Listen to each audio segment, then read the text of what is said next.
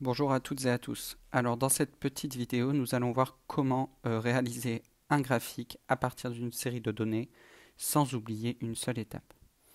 Alors, la consigne sera souvent la même, c'est de représenter l'évolution de A en fonction de B. En physique-chimie, A et B seront des grandeurs physiques, tout simplement. Ça peut être la température, la masse, la durée, l'énergie, etc., etc. Première chose à faire, on veut un graphique, c'est de tracer mes deux axes. Donc vous savez, il y a un axe vertical et un axe horizontal. Une fois qu'on a tracé les deux axes, on va devoir mettre un titre au graphique et surtout aux axes. Alors pour le titre du graphique, c'est assez simple, il est donné. C'est l'évolution de A en fonction de B. Maintenant, c'est là que vous avez un peu de difficulté, c'est de savoir qui je mets sur l'axe vertical et qui je mets sur l'axe horizontal. Il faut toujours bien comprendre que A en fonction de B, A est l'ordonnée en fonction de B sera l'abscisse. C'est toujours représenter l'évolution de l'ordonnée en fonction de l'abscisse. Donc A sera sur l'axe des ordonnées. L'axe des ordonnées, c'est l'axe qui est vertical. Et B sera sur l'axe des abscisses, qui est l'axe horizontal. Attention, nous sommes en physique-chimie, on parle de grandeur physique, donc entre parenthèses, on n'oublie pas les unités de chaque grandeur physique. Petit moyen mnémotechnique pour ordonnée et abscisse, la queue du haut de ordonnée, elle continue vers le haut, donc l'axe vertical, et la queue du A de abscisse continue vers la droite, donc l'axe horizontal. Une fois qu'on a mis nos titres, on va devoir choisir une échelle. Choisir une échelle, c'est-à-dire mettre les petites graduations. On commence par mettre le 0, qui est l'intersection des deux axes, puis nos petites graduations. Et il va falloir choisir.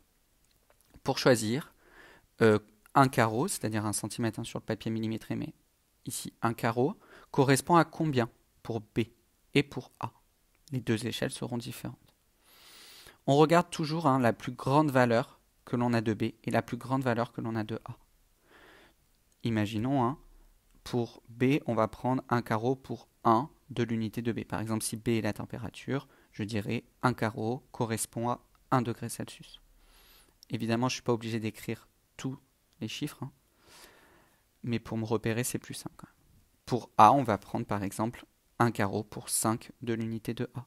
Donc imaginons que A soit la masse, ça sera 1 carreau correspond à 5 kg.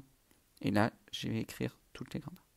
Donc vous voyez en fait pourquoi ça s'appelle une échelle, parce que à la place d'avoir des centimètres, c'est comme une règle, mais pas en centimètres, en l'unité de ma grandeur physique que je veux. Donc ce sera beaucoup plus simple. Une fois que j'ai choisi l'échelle, c'est le moment le plus difficile, on va placer les points. Les points, il faut les mettre en forme de plus et on regarde la série de données. Si par exemple pour B, le 1 correspond à 5,5, je place mon plus ici.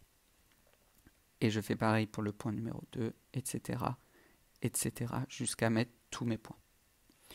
Une fois que j'ai mis mes points, je vais devoir tracer la courbe. Tracer la courbe, ça veut dire quelle est l'allure de mon nuage de points ici représenté. Je ne dois surtout pas relier les points un par un. C'est faux mathématiquement. Donc, je vais essayer avec ma règle ici parce que je vois qu'ils sont presque alignés. Mais si c'est pas aligné, on fait à main levée. Je prends ma règle et j'essaie de passer par le maximum de points, mais sans vouloir passer par ces points. On voit ici que on passera par le point 0,0. Je trace ma courbe et j'ai fini. Voici la représentation graphique de l'évolution de A en fonction de B.